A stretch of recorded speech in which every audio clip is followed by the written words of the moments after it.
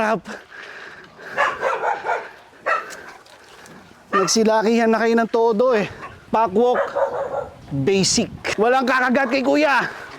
Pero, walang kakagat oh. Takot na takot si kuya oh.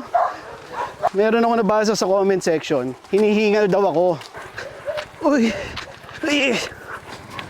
Eh, paano ko ba naman di hingalin pag binata ka ng ganito kalalaking aso? Hindi naman laging in control eh. Kuminsan, syempre, excited sila, sabay-sabay. So talagang makikipaghatakan ka sa kanila.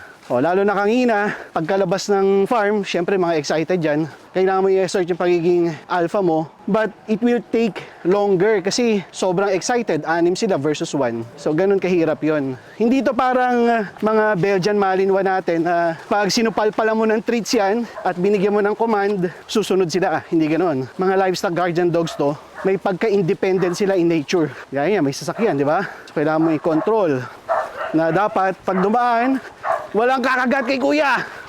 Pero walang kakagat oh. Takot na takot si kuya oh.